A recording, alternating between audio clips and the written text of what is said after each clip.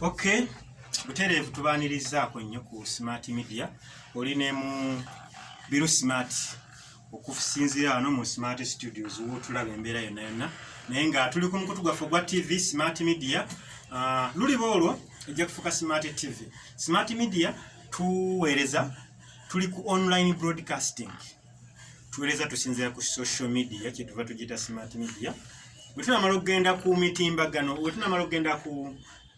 mirongooti nga bw'oteekako TV osinganako Smart ejja kuba Smart TV Uganda. Muliyo mutya mugyebala emirimu tuva mu weekend tudda mu weekend eri twavuddeyo emabega mu kufiirwa. Muganda agamba bw'ofiirwa omwana tosula ku malaalo. Obudde buno tuli ku mbeera y'okuba nti mumanyi nnyo ebyange bwe ndabika bibeera byakadongo kamu bibeera musical basical style eyaffe eyakadongo kamu mbaagala nnyo. Nyina ebibuuzo bingi mu ssimu yange wano bwe nzigyayo ekisooka simu kange katono kanyambako. Ekisooka bagamba mu Biro Smart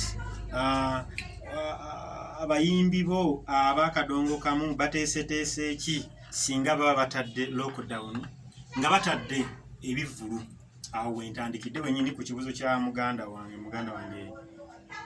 enamba 37 ya webale nnyo ekibuuzo ekyo nze kwanukula bibuuzo olwaleero nti batandikidde ku ki ensonga eri emu. Fenga mu Smart Studios awatannayita mwezi tulinawo oluyimba olwa Hassan Endugga lwe twatuuma nsigadde mu matigga. Nsuubira nti ng'ogyeko okufa singa endongo ebadde etambula singa tusolooza oba singa Ndugga asolooza bwe ziba enteekateeka z'abantu okugula abayimbi base ku posters nsuubira singa Ndugga ali ku mwaliro gwa waggulu. Kibuuzo kyo kyendiko muganda wange tewanteddeko linnya lyo. Bwe tuvudde emabega nfenga Smart Studios nkulaga Smart Studios ne mu Biro Smart bye tuproducinze bye tuteekamu omukono ogwaffe oba ekisa kya Mukama Katonda mwakyoleseza. Tubaddeyo tuliyo n'oluyimba omukuumi olwa Mathias Walukagga. Omukuumi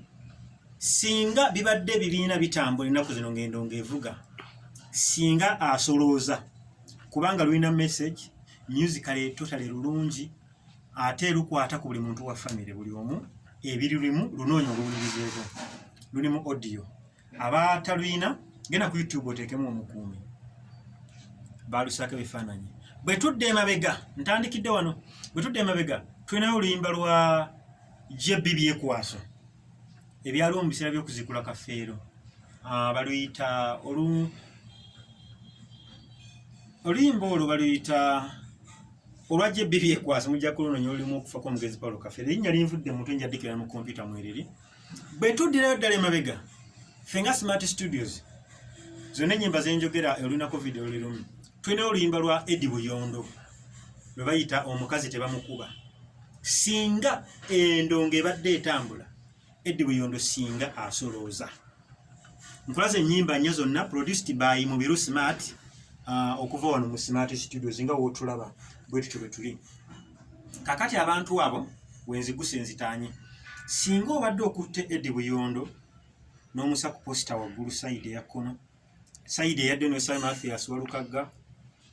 wakati n'oteekawo JB Byekwaso tuli ku layini ya waggulu sayidi endala n'oteekayo Hassan Endugga be bantu bana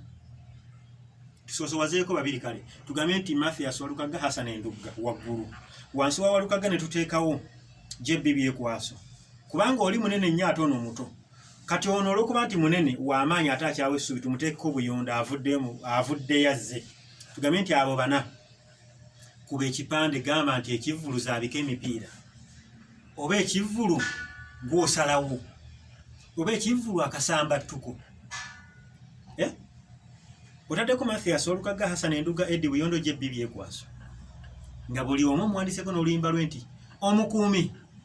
omukuumi versus Gundi. Nsigadde mu Matigga versus Gundi. Kuba nsigadde mu Matigga lukwatagana nnyo n'olwa Jebbi. Omukuumi ebyawaka eby'obufumbo abya family lukwatagana n'omukazi tebamukuba. N'ogamba nti babiri oba ekivvulu enkalu mu bukongovvule. Kuba enkalu ze zinoonya obukongovvule. Enkalu mu bukongovvule. Olaba nti kadongo kamu tuba tulina kye tuliwo. Naye kyaleese byonna kuba nti tukyali wansi. Tusaba gavumenti bwe banaaba tutadde. Abayimbi abo wadde mbyogedde bwentyo naye tojja kubirabayo bwe bityo.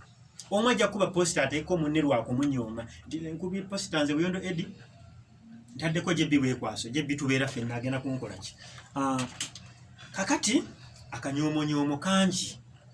So singa wabaawo entegeeragana nti tukube ekivvulu ekyo nti ani ali emabega w'ekintu kino. Nabagamba nti buli olabanga omuzannyi ow'amaanyi ku stage manyi baaka stage eriyo omukugu. Nti ani asobola okuba nga atutegeerera ffenna kuba atulowoozaako nti Mubiru Smart. Mubiru Smart ajjirawa?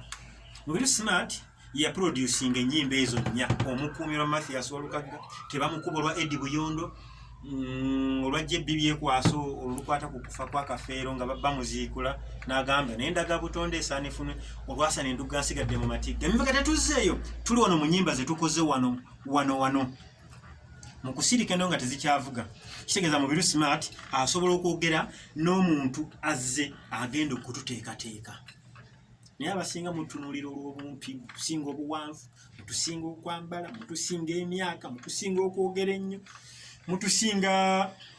buli kimu. Naye omusajja Abasudha alina oluyimba lwe yagamba Kiro n'Omuwafu. Yagamba nti Wamuwafu yasooka kwenyumyako nga bw'ali Lwadagada yeegolola mu bbanga. Era mu baabinywera abali bwayo nnyo. N'asaasira Ekiro okwewalula. Tiweewalula ku ttaka. Teri biki. Ekyo ne kimugamba nti naye Muwafu gwe yagulumira ennyo. Lwaki ossaako buti butontogolo? Nze ne mbala agasujju Namuggo gati. Ate gawoomera abali bagawenja nnyo. Era nze n'alima ekisambu kyantaliza. Lwa nsonga sibala butontogolo nvaako kabedwa w'agasujju. Nze okubeera omuwafu mbeera ekiryo. Kuba sibala butontogolo. Nze bwe mba kimera ebibala byange be bayimbi. Sibala butontogolo nvaako kabedwa w'agasujju. Okitegedde bulungi nnyo. Katugenda mu maaso etuvaayo. N'agamba kutu ne liiso. Kutu owulira weewaana ndi. Ko ne liiso nange ndaba. Nti oba olaba kikyonsinga nti kyotawulidde ate nze nsobola okkira okugeza enjuba ngiraba mu bbanga. Nti kale kanzibirize kutu ombuulire nti mpulira enjuba eri mu ssaawa nga 5. Kutu n'agamba nedda. Nange mpulira ebiduduma nti ate bwe n'okolawo ki. N'agamba kutu n'akakasa nti akola naye liiso yakola omumukira. Kati abo be bayimbi abali mu ggayaŋŋano nze nsinga. Nze nakusooka okuyimba nze nyina oluyimba oluliko. Kaakati eriyo bwonga akira bombiriri. Bwongo yaani ngezaako okubalaga ebintu ebajja babikkako ettaka ng'ate bye bikola bo. Kutu ne liiso ne bagamba eriyo bwonga akira bombiriri. Totegeera kyolabye bwongo bw'atakola. Totegeera kyowulidde bwongo bw'atakola. Kati mu bayimbi abo nze nsinga nze nakusooka okuyimba nze nkusinga ennyimba ennyingi. Ani bwongo tekuli omu kutu omu liiso. Ono afumba ennyimba ezo mu studio tumuyite Mubiru Smart ye bwongo akira bombiriri. Munansonyiwa tuli ku Smart Media sigezaako kwewaana kweyisaawo oba kwesukkulumya. Naye bagamba okwewaana kubi ne kwalirungiwa. Singa kyoyogedde kikakasibwa nti bwe kiri. Noonya ku nnyimba ezo naziri produced by Mubiru Smart mu Smart Studios. Ensi yonna zeewuliriza. Ku ssaawa eno wenjogerera ebimukambirike kale. Kati nze nja kweyita bwongo. Nabagamba ndi muti gwa miyembe omulungi oguli mu ttale teguyita bali. Naye kinkuumayo nga sitemwa. Bawukyamanda na bazimba nnyumba. Mbala miyembe miwoomu. Abali banoga, abapapajjo ne batema. N'anaatwala mu katale n'aleeta ekkutiya n'anoga n'atwala. Nze olwira ne lujja ne lunjokya ne lunsangawo, ne lundekawo, ne ntojjera. Ne nziramu ne mbala. Baba bali awo nga bayitayita nga nazzeemu mbaze. wenkolaga gye tuvudde nga tukola ennyimba za Mathias Walukago okuva ku kampase mu kyalo Nattalu tukoze ezo ez'ekkomera omuli w'omutembeeyi mu Kibojjera ku Lwazi tuzze tukola ennyimba nnyingi nnyo tukoze omukuumi tukoze omwaka gwa 2017 ogwa 2019 n'ogwa 2020 twalutandiseeko tukoze Mukaakitaffe tukoze singa nali pulezidenti tukoze waawo olwa karantini tugumidde ku ndagaano sonyiwa Mungu yeekaalu ziggulwewo tukoze ennyimba nnyingi nnyo oyo muyimbi omu ekyo kibala kyembambaze tukolera Muzeeyi Ssebaale okuva sidda mu Nganda teziyamba tuluzzeemu oba yali 28 sidda mu kyalo tuluzzeemu omuli Muzeeyi Kalali nga yambadde ekkanzu ya kiragala nenga mu audio twayimbisawo Disani Kasasa tuluzzeemu tukoze Ngenda ne Sikaati tuluzzeemu tukoze Empasaani olwa Mukulu Fred Ssebaale ne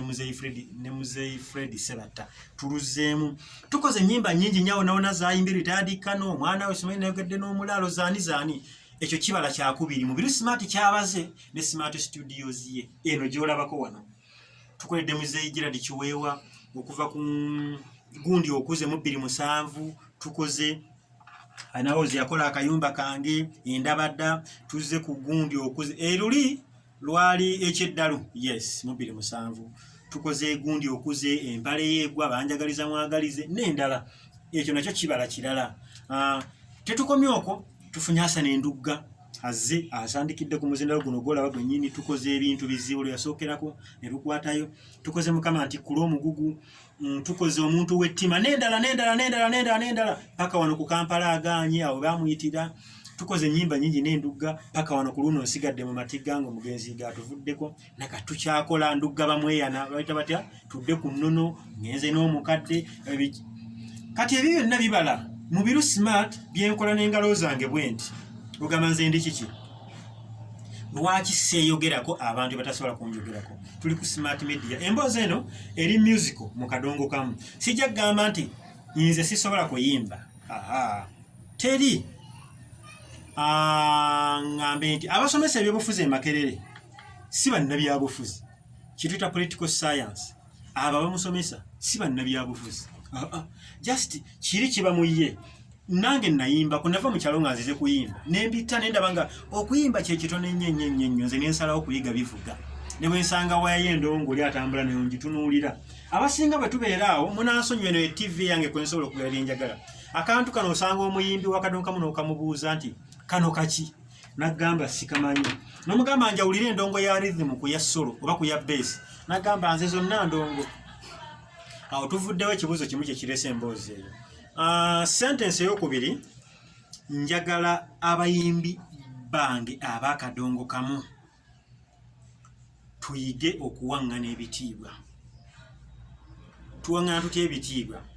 nti mmwe abayimbi abatandise abapya be tulinamu essuubi bw'osiŋŋaana omuyimbi nga Gerald Kiweewa Fred Ssebaale muwe ekitiibwa mu bujjuvu abeera mukaddewo ffe mu kuyimba tuzaala mu music tuzaala lwaki Ssebaale gwowe ekitiibwa buli wowe omuntu ekitiibwa kimala ne kikuddira era bw'oba oyagala okufuna ekitiibwa osooka kukyewa n'omala n'okiwa omulala bw'ajja ng'oli mu ntebe lwaki omulinda nga watudde dda yayimirire nga yes Fred Ssebaale ye Gerald Kiweewa ye Vincent Segawa ye Kazibu Kapo lwaki oyagala yayimirire ng'otudde mu ntebe gwe Yasiini Kiwere Sigwe Daddy Isaac gwe Bilondo Eddie no sikyagala kabeera Hassan Endugga mumulabanga myaka gyammwe ne mwine mwawukanira singa mugenda okulamula omuzindalo gwe gulamula nti tugukutte nti wa tetukkiridde Masakala akaayi nti vaayo gambe yajjaga nze Endugga bamweyana abantu bajja olabanga bajja kukola batya kiki kyolaba ekinaabeera waawo bwe mumala okuwa abantu abo ebitiibwa nabo bayina be babiwa nze abeera nabo ntera okusinkana Mukulu Fred Ssebaale ebiseera ebisinga batera okusinkana ku studio wange wano kubanga tukola ennyimba zaabwe zonna Mukulu Ssebaale Mukulu Sebatta Mukulu Walukaga Mukulu Kiweewa n'abalala menyeeko abo nti be baawaggulu naye n'abalala babaddirira bw'osiŋŋaana Nze Sebatta ngazze awali Mukulu Fred Ssebaale olaba Fred Ssebaale bwabuyaana si kuyaayana bwabuyaana alage mukama we abagala kufukamira mzee twayinza kulaba yateka akati mzee itula wabula nakudde lija atuddemu ngaafunye watonge mzee katolaba linnya mweno lambikirize bwoti kikugwanira ebyo ebintu betuze tukola okulaba ntusobodde okubeera mu bantu abo ne tubabeera mu ngalo zaabwe ne tumala nitubeesowolamu ne tutuuka eno waggulu gye bali ne tubanga tulamula nabo mu music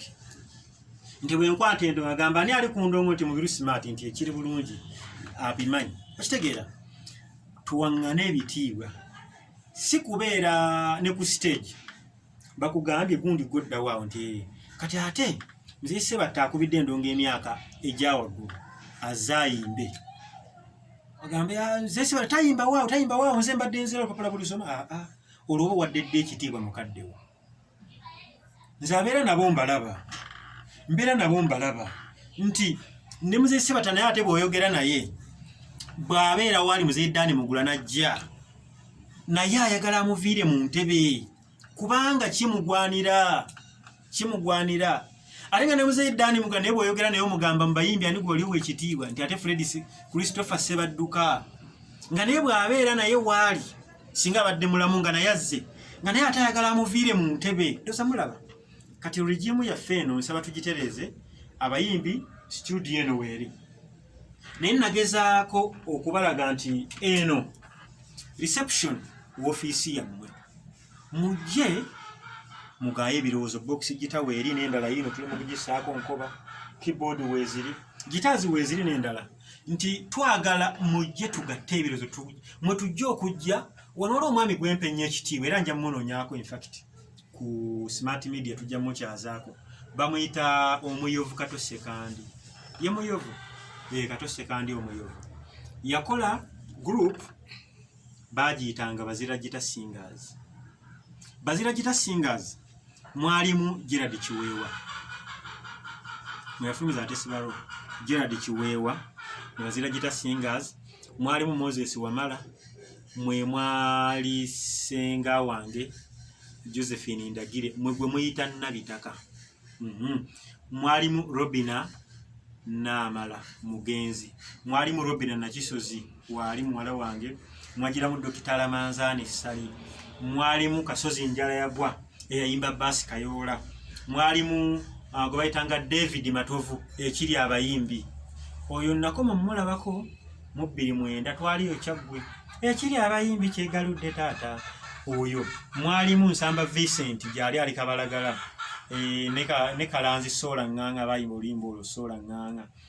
mwagiramu abantu bangi nnyo mwe mwali ba Gerard Majanja mutwaba manyira wadde baliyo mwalimu abayimbi bangi nnyo abamu abagenzi bangi n'abalamu bangi omwami oyo bwe yakola group eyo n'aba ne studio nti bw'ogende wuwe bwakuvumbula ng'oli muyimbi akutwala mu studio okitegeera studio nga bagita Kase Music Recorders naye nti buli muyimbi anajja mu Bazira kakati studio weeri Kase Music Recorders nawulira nga kikola n'agamba kati ate music era tumu recordings group weeri nti kankole edduuka lya tape n'alikola Kase Music Recorders omwali uli asome edduuka 82 ate yavuddewo mu paaka empya zo 84 yes Kase Music Recorders lyali dduuka ng'alina ne Kase Music Studio yes byonna ng'akozesa Kase eri group Bazira Gita Singers n'abayimbi bangi olw'okuba gwali muti gwa muyembe ogubala emiyembe emirungi gamba asiga ensiga eneemera n'akola group endala Bazira Gita Singers egenze n'akola endala nga bagita Kase omumanyi ye nnyini mwajjira naye n'ayimbayimba yaawo abaana bayawudde batya n'endala ano olimba olupero yakola ennaku ezo bambi n'akola group eyo n'agamba nti eno ejje gamba Kase omumanyi kubanga obadde omuwulira Kase recording ennyimba Kase nannyini Bazira Gita Singers Kase nannyini dduuka litunda tape na kati dduuka litunda tape agaziya nti ne basudde abaleese olutambi ndugula sikoma kuba Abazira bokka wadde Bazira Gita Singers beeraana n'akolayo Kase omumanyi nga naye ajjiramu n'ayimba ku stage tumulaba gyali ali awo buwangu sijja kugamba nti ali bubi sijja kugamba nti ali bulungi ebyo bya Katonda naye abayimbi abaali mu bibiina ebyo abataafa abaliwo abalamu mugera ne mumulabako nga muzeeyi wammwe ne mumutendereza kubanga be bamanyi music gye yava tuve eri kuba akasajja ndi Sanis naye yakola ekintu kyekimu naye oyo ye ate yasukkuluma nnyo si kusukkulumako tuze ku Kase mumunoonyako ne mugamba ekikungu singa mumunoonyako singa tubalaba mu kamera zaffe nze Mubiru Smart nsinzira mu Smart Studios era Smart Studios yekya sponsoringa Smart Media emu eri mu ginnaayo nenga byonna bikongojjebwa omukulu Mubiru Smart yenze wotu recording ennyimba z'abayimbi obozizote kasitaluwanga luyimba lulungi ebya sente tubirowooza nkeera kozi natuwadde sente kasita oluyimba lulungi lugende tusomesa okkuba ebivuga tuyigiriza amaloboozi tena alto okuyimba obulungi okuyimbira mu bivuga tusomesa abaana okukola mu studios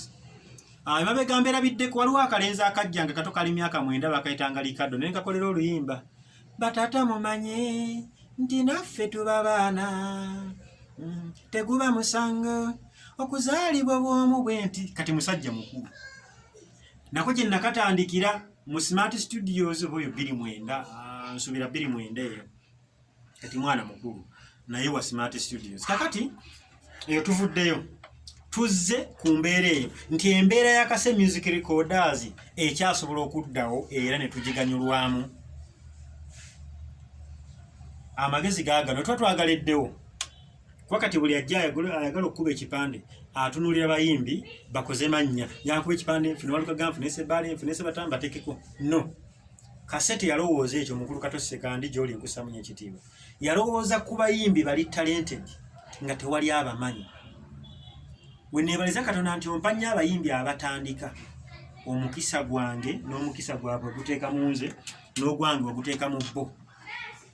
kitegeeza bwembanga nfunye obusobozi nze atabulina kati nga gavumenti evuddeyo oba omuntu sekinnoomu nti Mubiru nti njakukola kiri kyoyogedde nze njagala nkole bandi njikukwase nti ye oyina studio nti ye tuteekewo oyina TV yes njagala tufuna abayimbi 7 abayimba obulungi tubateeke mu studio tubakolere ennyimba tubakolere video byonna gwo bikwasaganya nti ye tubateekeyo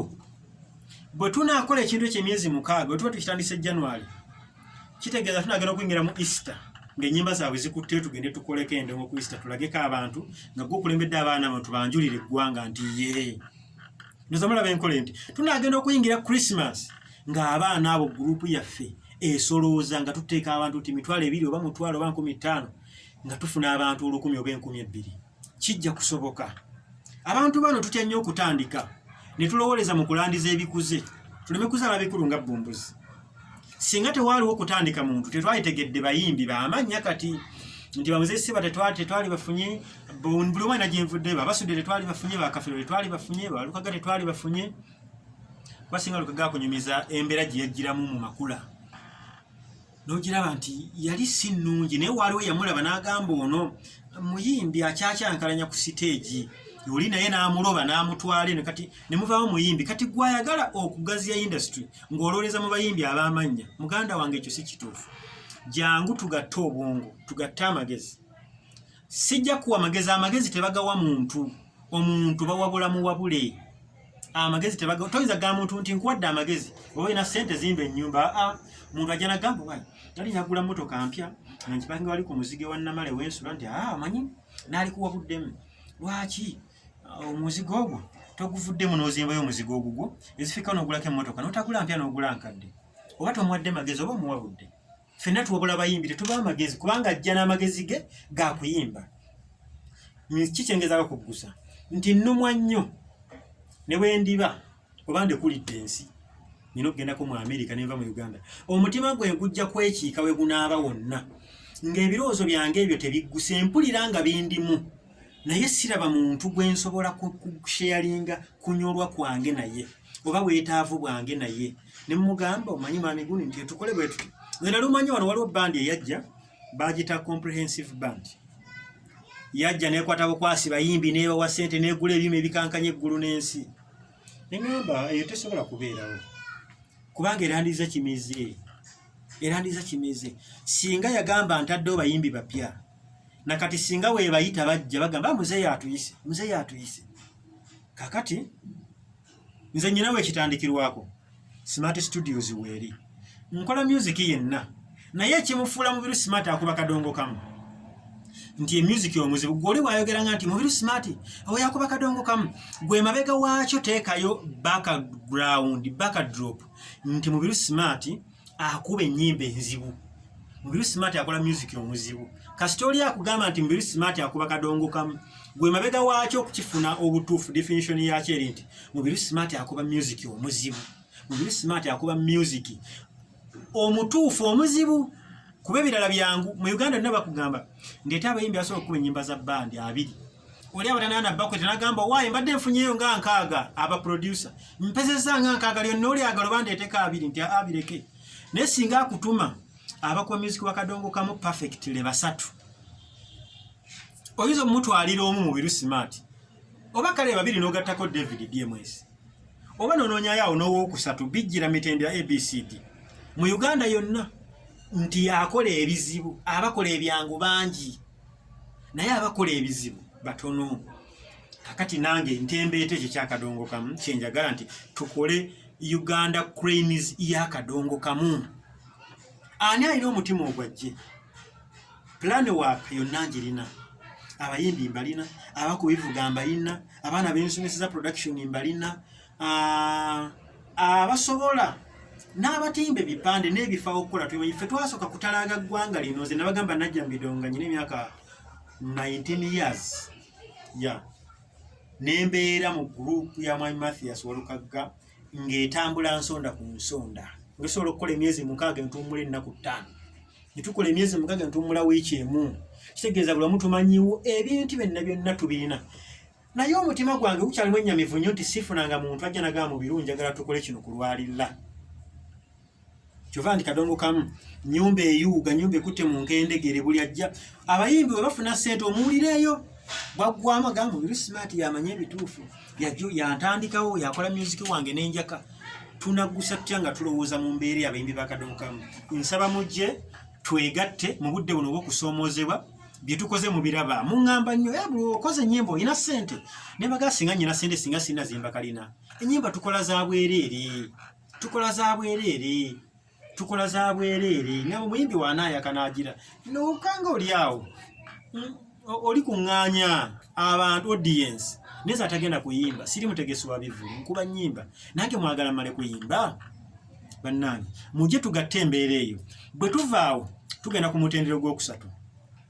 nti babali bakola ebibiina kati omulembe guno oyo abazza akola ekibiina nze nyina studio mujje tukulaakulanye heavy band